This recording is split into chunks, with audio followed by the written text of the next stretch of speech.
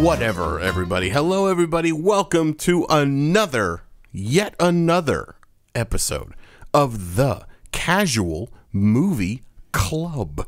The club that all are welcome to. The club that is basically a podcast that calls itself a club, but it's a club that anyone can join, and it's a podcast in a club, about a club, of a club, whatever, where we talk about movies. And by we, I mean me and my good friend Brian. How are you, good sir? Hey, what's happening, buddy? Hey, how you doing, man? I'm good, feeling great. I feel like going on an adventure. You know, and this is funny because this is not the first time we've gone on an adventure on the open sea. This is, yeah. It's like the third movie we've done. Third or fourth. Yeah. It almost feels like there's a trend. I think appearing. So. Yeah. I mean, it's almost like someone's taken our podcast and made it under siege.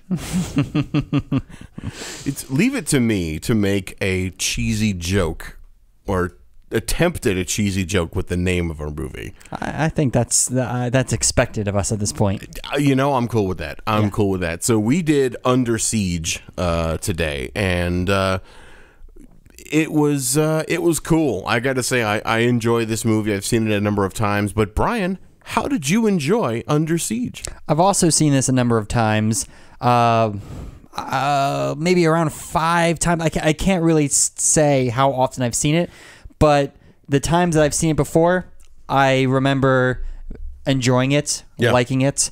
This current viewing, liked it, enjoyed it. Hell yeah. I was all in. Oh, yeah. This is, to me, the quintessential action movie. You were all in like Gary Busey in drag.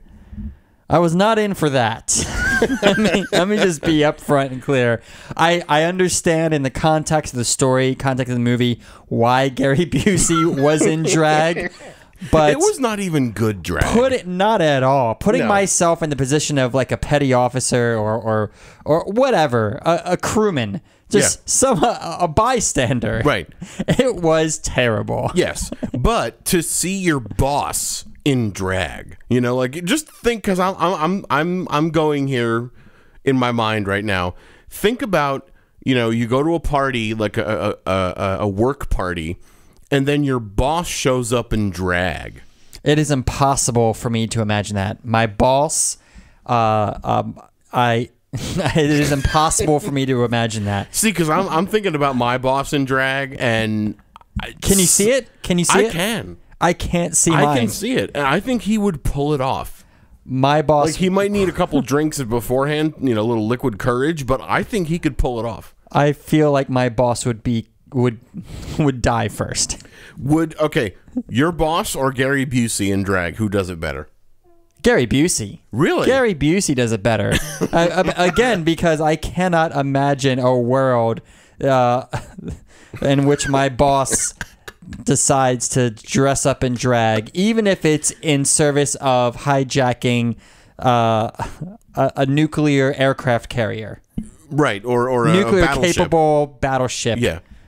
Was the Missouri an aircraft carrier? No, it was a battleship. Battleship? It definitely wasn't on an aircraft carrier. There were no aircraft on there. I seem to remember the F-15s flying in. I thought, I was under the impression that they were trying to land, and then they just got shot at the sky. No, so what happened? What had happened was they were sent because there was no radio communication from the Missouri. Mm-hmm.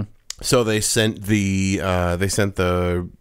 fighter jets out to check out the Missouri to see if everything was okay.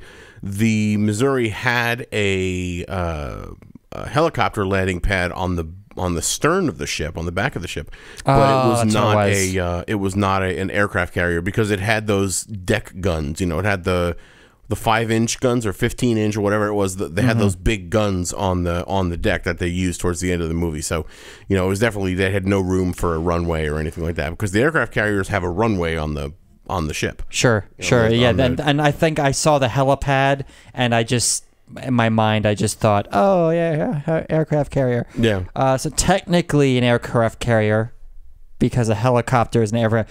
But that's beside the point. Well, that's actually one of my gripes with this film is that they didn't spoon feed you the plot.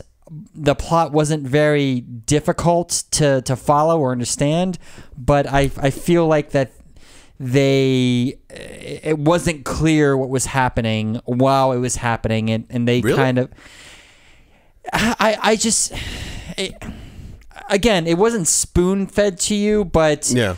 I think the details were given, the exposition was delivered in very quickly in dialogue, and just to get it out of the way. And they were more focused on the action, the stealth. Yeah. So I could see that. It was almost like they would tell you what they're doing and spend more time showing it to you than telling you about it. Let me give you an example. Right.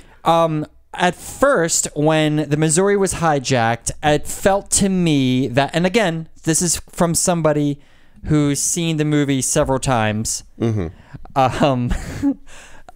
It felt like when the Missouri was hijacked, it felt like that they were going to be holding someplace hostage, terrorism style, like The Rock or something like that. Okay. Turns out, well, they're holding the ship hostage. They were holding the ship hostage, but I felt like they were going to be holding Honolulu hostage, and it turns out that they were actually selling the Tomahawk missiles. Right, and then the sort of holding of the sending of the Tomahawks to Honolulu was a side product or a sort of a side thing, because they didn't offload all of the Tomahawks. I didn't even show how many they offloaded. I probably just a few, right? Because they didn't show that, but I feel like they said how many Tomahawks were on there, but it was just like I don't remember. It was just like an aside, like a piece of dialogue that you could easily miss. Yeah, and I think kind of based on what you said before, how they didn't spoon feed you the plot or anything, I think this is something where if you miss a few minutes of it, like let's say you go to the bathroom during some of the movie, you may miss something important. Yes, I suppose. But at the end of the day, what is this movie about? This movie is about a terrorist act, a group of people who are traitors to the United States. Mm-hmm. They've hijacked this ship, and you've got a one-man army trying to save the day. Well, a one-man army initially, but then he recruits more people he found in captivity. But, he does. But yeah, I mean, he's Steven Seagal is a one-man badass, so he does most of the work anyway. Yeah, he does, and that's at the end of the day, that's what this movie is about. So I was trying to follow the story. Yeah. But it was there's details that I felt like should have been emphasized that wasn't. Can you give me an example of one of those details?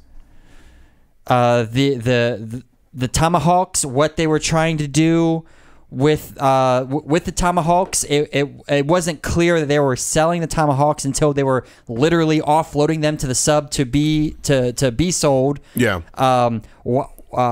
It felt like that they were Tommy Lee Jones was this an act of revenge? It sure felt like an act of revenge at first, but then it turns out, no, I'm just trying to make money off of this. And getting revenge on the United States government, the CIA, was another one of his little plans. It's a nice little bonus, but it's not necessary to what my end goal is here. Right. I mean, remember when he was on the phone with, like, I guess some French guy, and he was like, hey, mon ami. Exactly. Whatever. Yeah. I think that was the only real indication that he was selling these Tomahawks.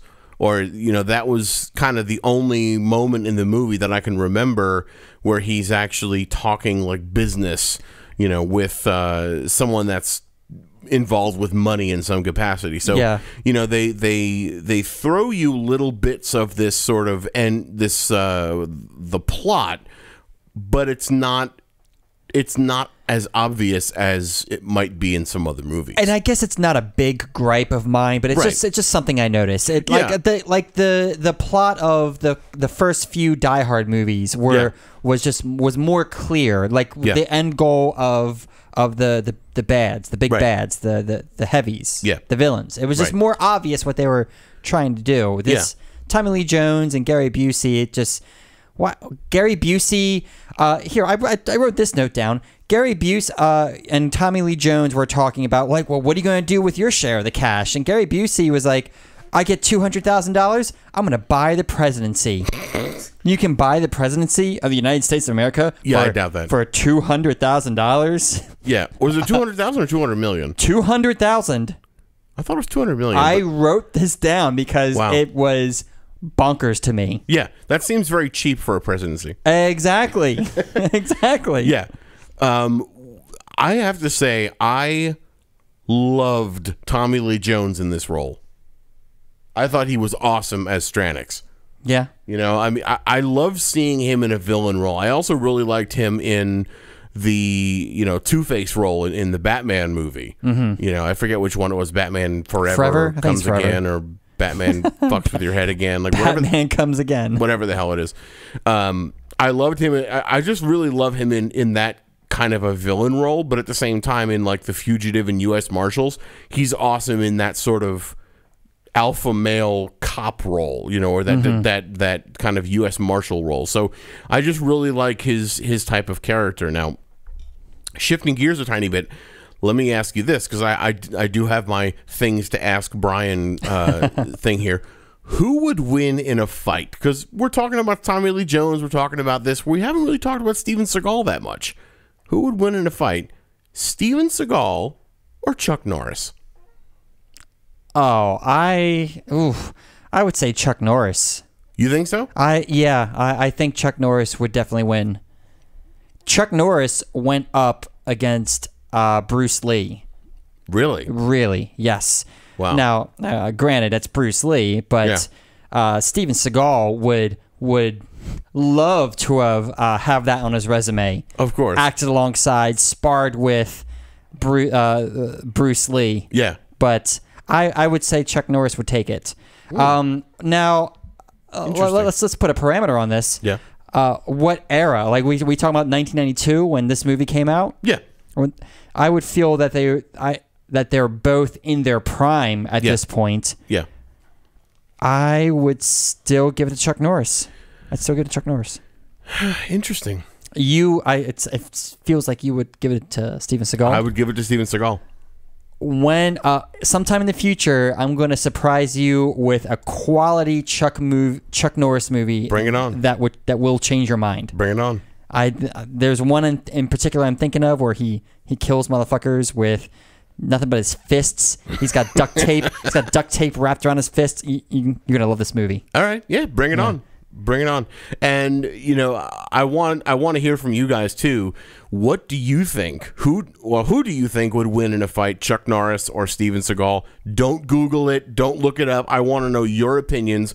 Tweet us at Casual Movie Club. # who would win? Well, and tell us who you think would win in a fight. It's not Gary Busey. Oh my! Where did that come from? All right. Tweet us at Casual Movie Club and tell us who would win in a fight, Steven Seagal or Chuck Norris. We'll put out a Twitter poll. Yeah, of course. A Twitter poll. A Twitter poll. Because you're not going to be weeding Twitter while you're watching Chuck Norris and Steven Seagal go at it. Yeah. Have they ever been in a movie together? Do you know? Who? Have Steven Seagal and Chuck Norris ever been in a movie together? I don't believe they've ever acted together. No. It's a shame, man, because they're both probably in their 50s now.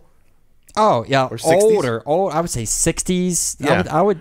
So it's unlikely we're going to see any kind of hardcore martial arts or anything like that from them now because they're older. But I would have loved to have seen a movie where the two of them were in there together and kicking ass together, because I think that would be awesome. It would have been awesome if there was something like that. Yeah, we don't do any research here. No fact checking or anything like that. But I'm gonna look into this.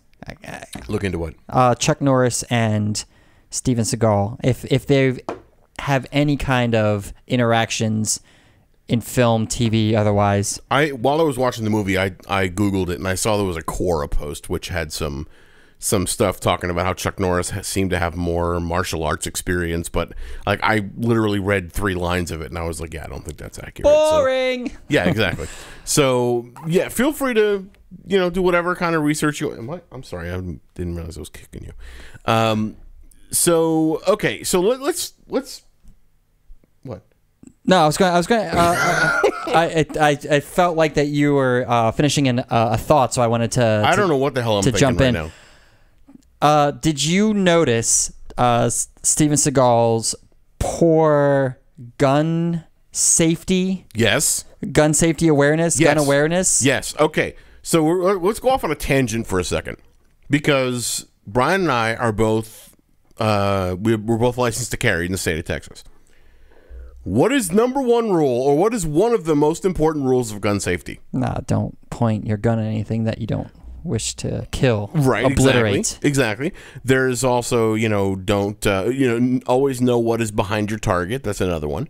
But the one that I think Steven Seagal was breaking ridiculously was, don't put your finger on the trigger until you're ready to shoot. I didn't even notice his trigger discipline. It was terrible. I didn't notice that. He walked around with his finger in the trigger guard the entire time. I wrote down 4 different times where he swept people who were standing around him. He checked the chamber of his pistol, and the muzzle was pointed directly at Miss July's head.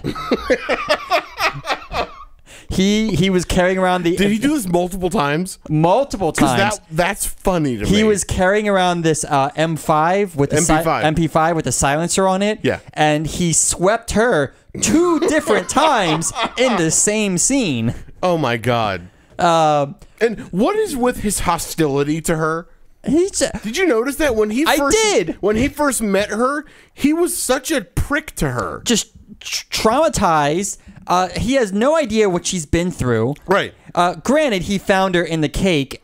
Right. And she had been passed out on Dramamine. By the way, did you like that when she came out of the cake and started dancing? Titties. Did you like that? Yes, I liked it. Did you like that little display of titties? Titties. It was fine. They were nice. They were great. I loved them. She had a thong on too? Yeah.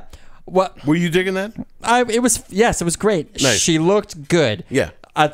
She's beautiful. Jumping ahead, yeah. I had a real big problem with Cue Ball saying, "Hey, Casey, show us your moves." And he goes, "How about this move?" And then just pulls her towards him and plants a kiss on her.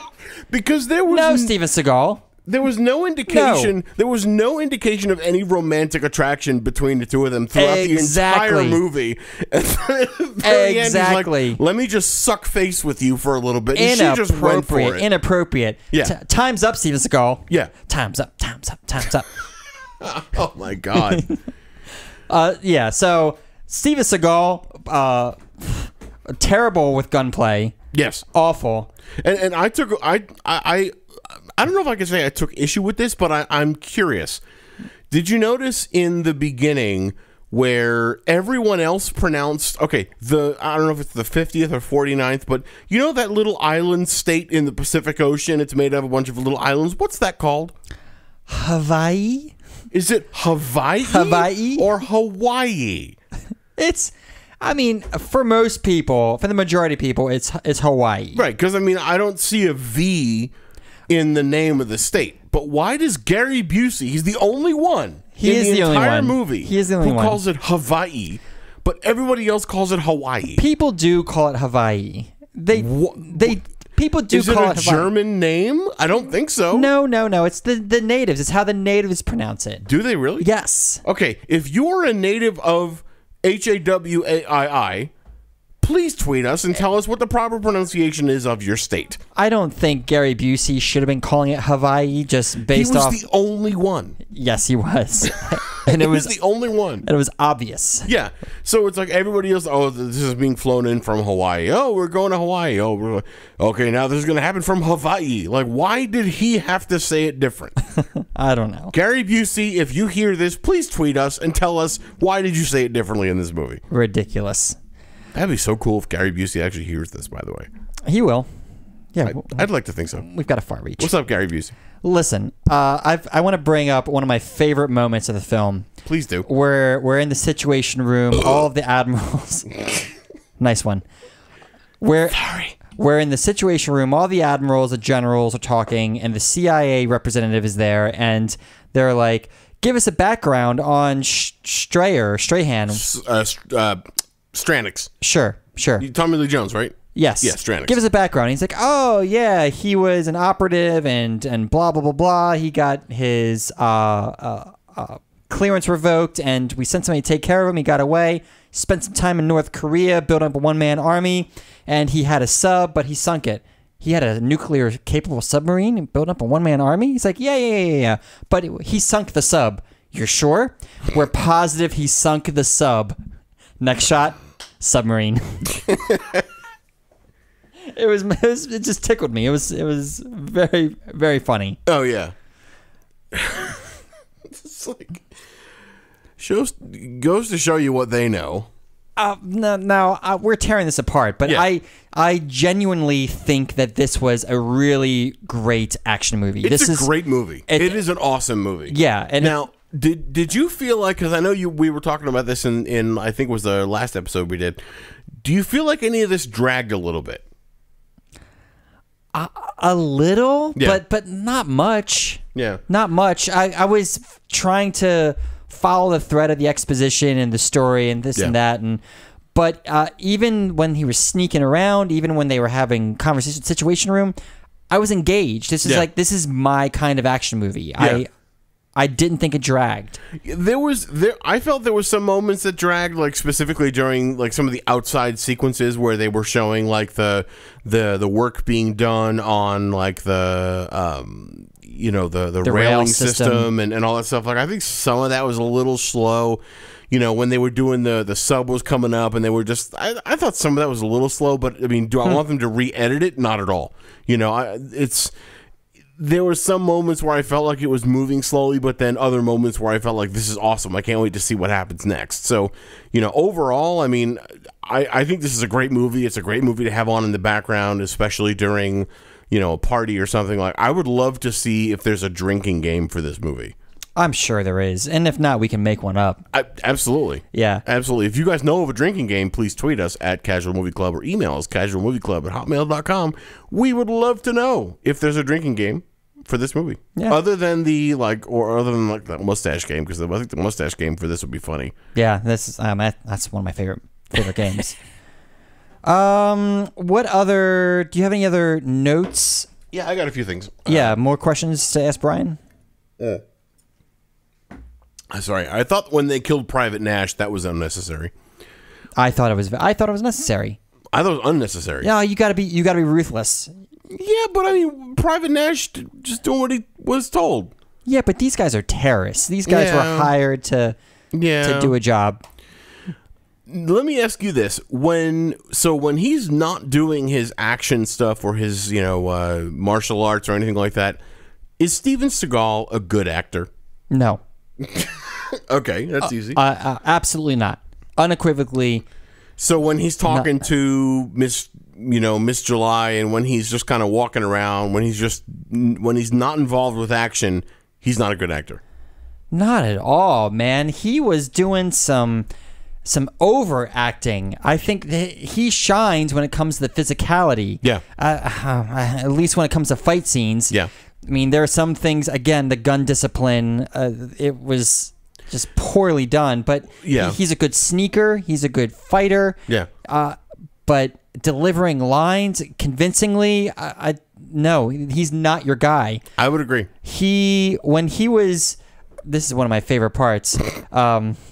When he was trying to recruit the guys that he let out of the hold, like he goes and he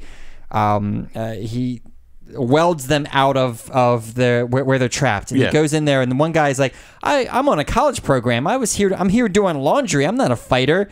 And then he says, Navy? You joined the Navy? It's not a job. It's an adventure. It's an adventure. The way he delivered that was terrible. Honestly, I thought it was funny because it was almost like being facetious or like utter sarcasm.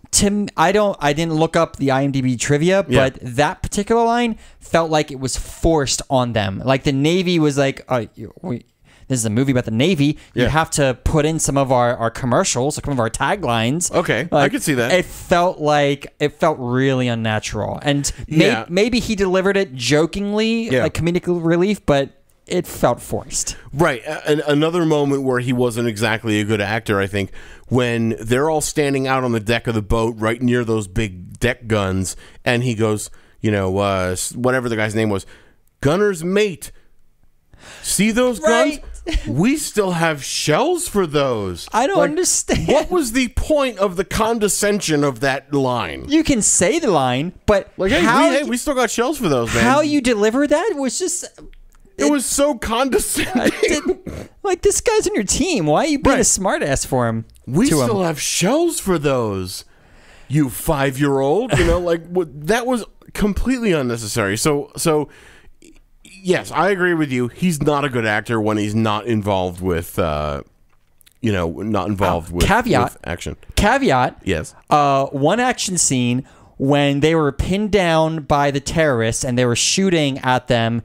And then he's on the car phone, quote unquote car phone, with the brass, and they're like, we're leaving this in your hands. Do what you gotta do. We're sending people to relieve you. And he goes, okay, and then he goes and lays down cover fire.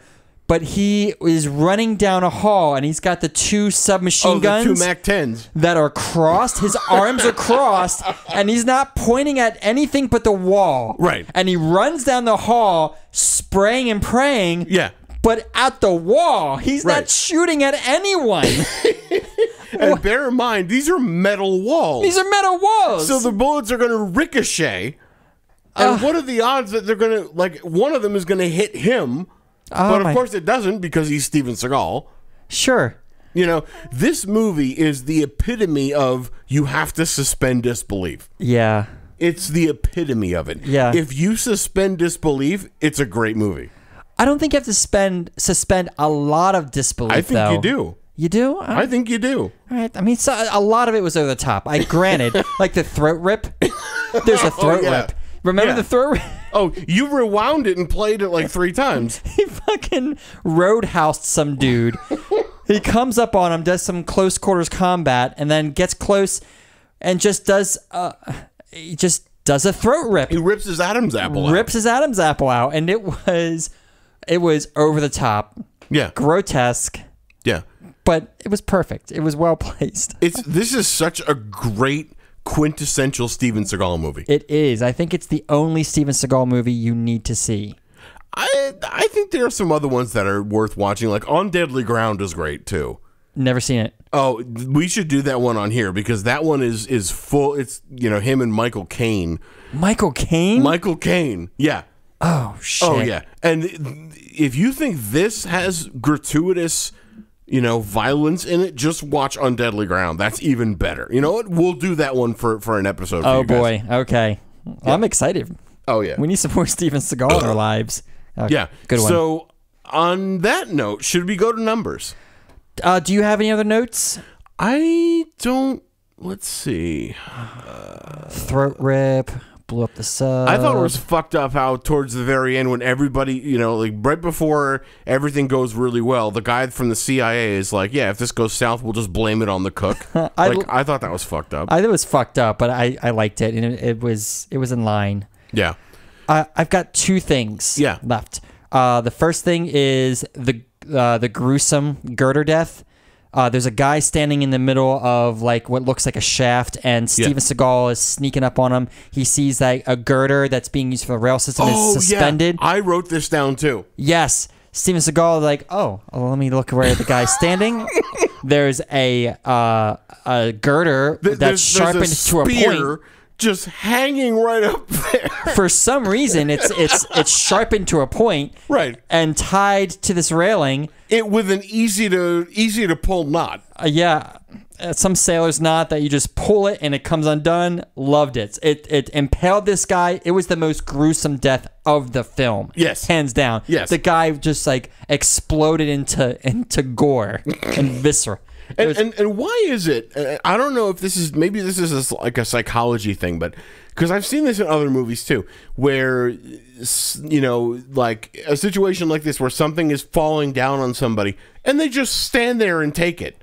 They don't run, they don't go for cover, they just stand there, and then 3 seconds later, something smacks them in the head and they're dead. You would think that in this situation, they're on high alert. Right. Their eyes are peeled, their head's on a swivel, they're looking for anything out of the ordinary, anything unusual. You look up, you see something curdling towards you. I would think you're already on high alert. Your adrenaline's already pumping. You're going to try at least to dive out of the way. This guy stood for half a second watching this girder come and just explode him. Yeah. I mean, I think of a scene in Daylight where this happens again. That Sylvester Stallone movie. Have you seen that one? I've seen it, yes. We got to do that on the podcast. A long time. But, there's a scene where this guy is trying to find his way out, and there's a similar kind of thing where there's something pointy that's just, precariously hanging at the top of this long shaft, and somehow it gets loose and starts plummeting towards him. He goes down on his rope and stands there for literally 3 whole seconds and just watches this thing come down, and then just smacks him in the face, impales him in the face, and kills him. Even if you're on patrol, you should at least look up, be aware of your surroundings, and not stand underneath the pointy thing. Right, especially if the ship has these shafts that occur every so often. You should know that, make sure there's nothing above you that can impale you and kill you. Yeah. So definitely some things to be desired there. I've got one more thing, and I wanted to call out the slow-mo. The one scene of slow-mo during the knife fight in the galley. Oh, yeah? There was a knife fight where they were sneaking through. There was a bunch of workers working on, grinding girders and things like that. And then Steven Seagal comes through. They see him. He pulls out a knife, and he starts knife fighting everybody. Yeah. And then one dude, they just slow-mo Steven Seagal ducking, going under him, and stabbing the guy under the arm 2 times. Yeah, yeah. The slow-mo was just the only time in the entire movie that they slow-mode, and it just was out of place, unnecessary. Yeah. Like, what the fuck are you guys doing? And why did he have to do it twice? Why did he have to stab him in the underarms twice? Yeah. He didn't get it. Stabbed him, pulled it out, and stabbed him again. That's all I think. As if putting the knife blade in there once would not have done the trick. I think it would have done it the first time. Yeah, exactly. Let me just see if I have anything else I need to mention before we go into the numbers. And I think I got it all. Let's see. Oh, by the way, I need to call out, and I could probably do this later, but I'm going to do it now. This was nominated for 2 Oscars. What? Both of which in the sound department. Oh. Yeah!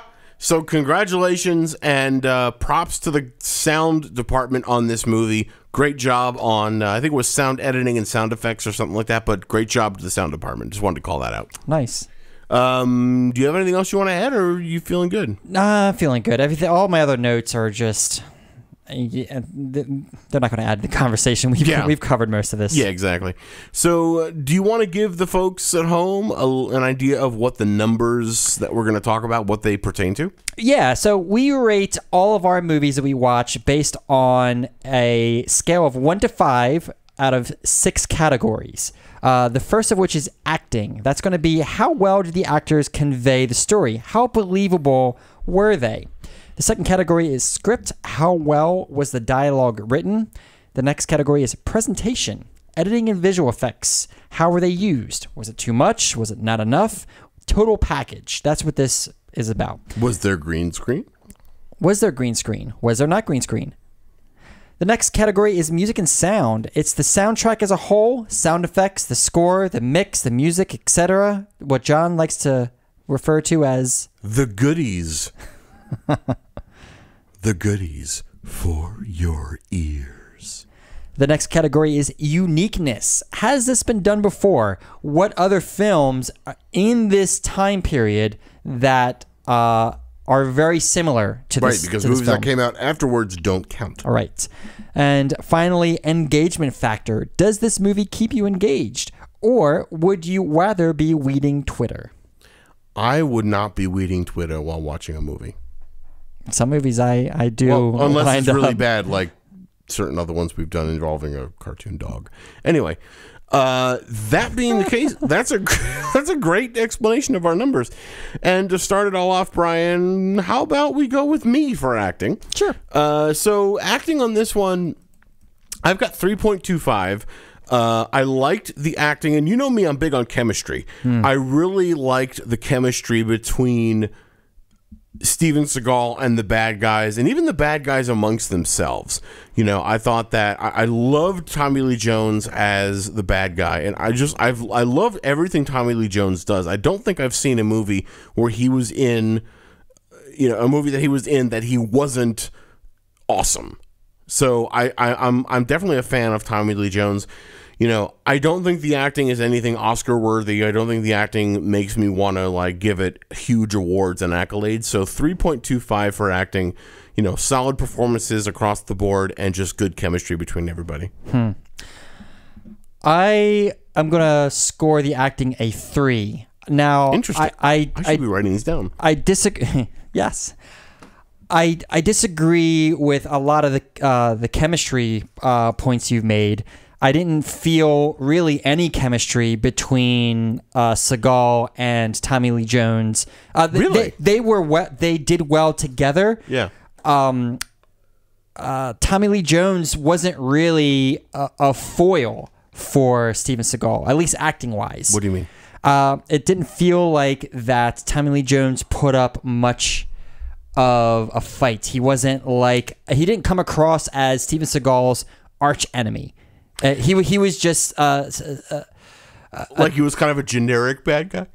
not well. Yes and no. Sorry. Yes and no. Like Tommy Lee Jones. And to your point earlier, when you like Tommy Lee Jones as the bad guy, you like the flamboyantness that he brings to roles when he's the bad guy. Yeah. I feel like Tommy Lee Jones put in a good performance here, but I've always wanted Tommy Lee Jones to be a more quiet, contemplative bad guy. It feels like he would be more unpredictable, more just more suspenseful if he was just somebody who was restrained and harder to read. Yeah, I can see that, but I don't know of any movie that Tommy Lee Jones was in that he played that type of character. Not a villain. Not even in The Fugitive was he like that. No. You know, I feel like a lot of the movies I've seen Tommy Lee Jones in, he is that kind of outspoken, almost loudmouthed, you know, intense character. So I don't know that what you're describing would match with, you know, the Stranix character as played by Tommy Lee Jones. If it's played by somebody else, maybe that's a different story. But, you know, I don't know that Tommy Lee Jones would ever be cast in something in a character role that was, you know, kind of quiet like the way you're describing. Have you seen No Country for Old Men? Once. Literally once, many years ago, shortly after it came out. So I haven't seen it recently. That is Tommy Lee Jones is very restrained. He's not flamboyant at all, but that's a different kind of character. That's a different kind of performance. I agree. But if he put in that kind of performance, but as a bad guy, then I think that would be more menacing. Interesting. All that aside, the acting wasn't that great. I didn't like the chemistry the way that you did, but I liked Gary Busey. I liked Steven Seagal. Steven Seagal was great. Yeah. But the acting didn't really blow me away. I give it a 3. Okay. That's fine. And then how about script? What do you think of the script? I like the script. I could have used more coherency, I suppose. They teased out a lot of plot points in a way that I mentioned this earlier, it made you need to pay attention in a way that I don't think serviced this type of movie, this type of genre. So like Seagal's backstory. He's a Navy SEAL, but he was touting himself as a cook, and they teased out that backstory over many scenes, which I didn't think serviced him that well. You knew from the first couple scenes that he was a badass, right? but I think that they tease that out too long. Same with the plot points of what's going on with these tomahawks. What is the end goal of the quote unquote terrorists here? I thought they could have done a better job with that. So 3.5 script. Okay. I can agree with a lot of that.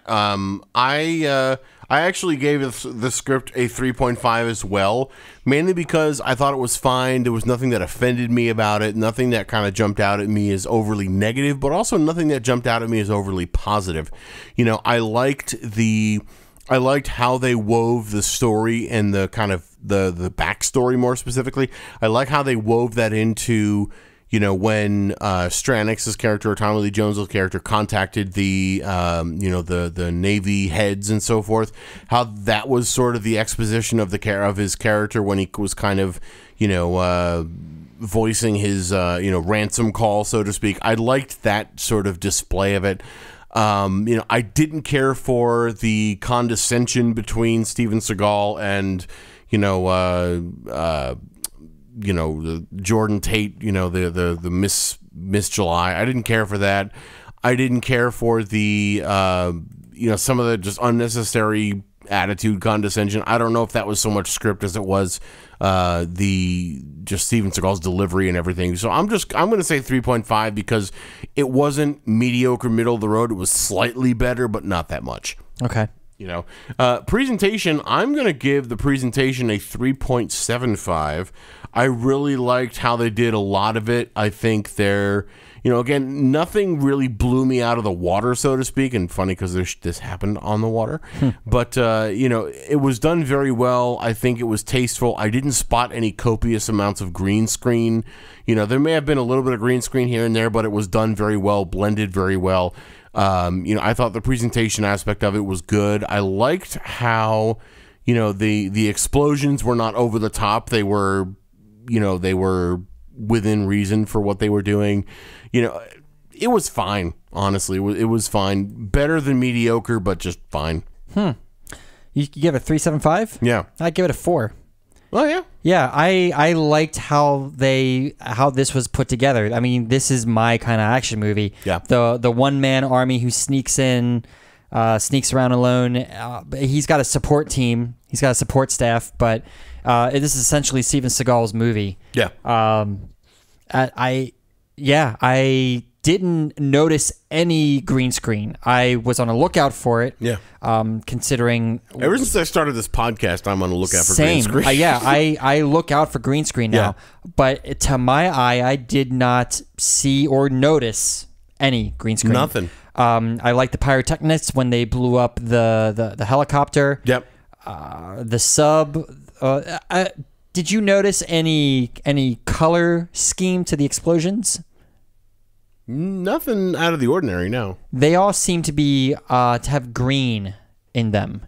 I didn't notice that. That's something that I noticed from the very beginning. The first explosion. The explosions had a lot of green in them? Yes. Specifically the sub explosion 2 times. The first time when the bomb went off, when Seagal planted the bomb in the water. Yeah. The second time when the sub blew up when it was hit by the starburst. The helicopter when it was blowing up also, it had green in it as well. Interesting. But I never noticed that. Yeah. I loved how this was presented. I can't really say any more that hasn't already been said. Cool. 4. All right. And music and sound. What did you think of the music and sound? Loved it. Thought it was very appropriate. It wasn't perfect. It wasn't great. There was some ADR in the beginning that was not really mixed well at all. It was very disconcerting to see lips move and to hear sound that wasn't matched up 100% with that. Yep. The sound effects, I love the sound effects. Didn't care too much for like the gun sound effects though. A lot of generic sound effects were used, but yeah. Overall, I thought it was great. I love the soundtrack. Thought it was really well done. Really matched what was going on. 3.5. Really? 3.5. Interesting. That seems low for the sort of accolades you were just given. For me, music and sound is going to be a 4.25. I had never heard of Gary Chang, who was the composer for this movie.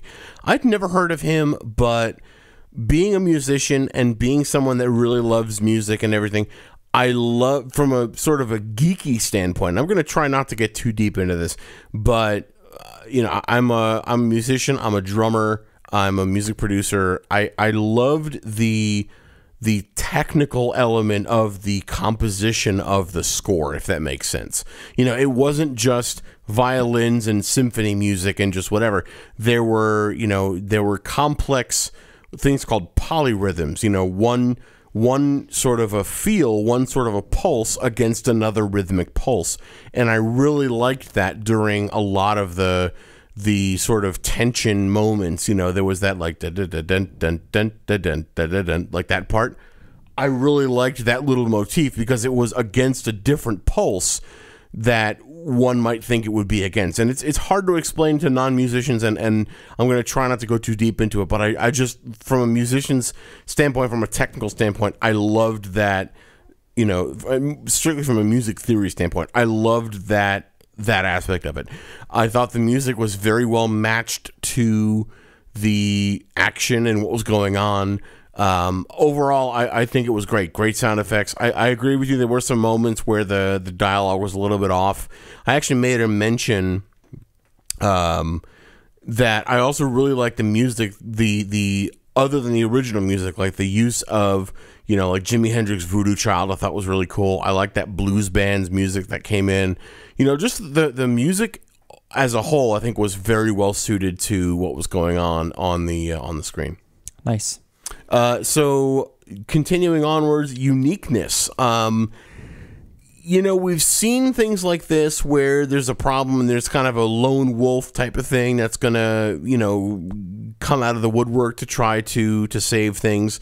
So kind of Die Hard comes to mind. But this was on a ship. This was, there were some unique aspects of this. I was really torn as to what to give the uniqueness factor for this. I'm going to say it's a 3.5 for uniqueness, because there are tropes here, like the lone wolf going to fix everything. There's really big tropes that I think are hard to ignore, but the fact that this was on a ship, the fact that it was, there's that kind of double element of selling off these tomahawks, but also using the tomahawks to destroy Honolulu. There's never been a movie about attacking Hawaii that I know of, at least. I mean, again, we don't do research here. So 3.5 for uniqueness. I mean, kind of right in the middle, but more than just middle of the road. Yeah, I'm going to echo all of that because it came out in the 90s, early 90s, and these types of movies were a staple at that time. Speed, Die Hard. I really couldn't say it any better. I give uniqueness a 3 even. Interesting. All right. And then how engaged were you during this? Were you reading Twitter at all, or were you engaged and glued to the screen? Now, this is interesting because I was engaged, but I feel like I was only engaged just because of the project. I was watching for this and that. Yeah. It held my attention. There wasn't, we discussed this earlier about the lagging in the plot. I didn't feel any lagging in the plot. However, this is the type of movie that you don't really need to pay close attention to. Despite my gripes about plot points and exposition and that being teased out longer than it should be, right? You don't really need it to enjoy this movie. This is at the end of the day a mindless action film. Yeah. So for me, engagement factor was a 3 even. And, interestingly enough, I actually gave it the same exact result for almost the same exact reasons. I mean, it's a movie you can keep on in the background to, sort of see what happens and just kind of entertain yourself. But at the same time, there are things that happen in this movie that will, kind of grab you here and there and get your attention a little bit. But it's something you can just have on in the background to see, to just keep your background noise going or keep your attention every now and then. Yeah. Before we reveal the numbers, are you going to do any take-backsies? None. No, I'm very confident with my scores. Yeah? Yes. All right. Well, I am thinking that I want to go and do a take backsies. I want to up my presentation to a 4 from my 3.75. I think it deserves a little bit more of a bump. So I'm going to go to a 4 on my presentation. And just confirming, are you done with your take backsies, or are you good? Done. You're done. Okay. Cool. So that being said, would you say the numbers are in? The numbers are in, baby. All right, ladies and gentlemen, boys and girls of all ages, shapes, and sizes. Here are the numbers, as you would see on Casual Movie Club, and click on leaderboard. The numbers are Under Siege, acting 3.13, script 3.5, presentation 4, music and sound 3.88, uniqueness 3.25, engagement factor 3, for a grand total of 3.46. What? Just below Persona, which I don't like. I don't like that. It's above Footloose. It's above Humans. It's above Inside Man. It's above Human Centipede, so I guess that's good in and of itself.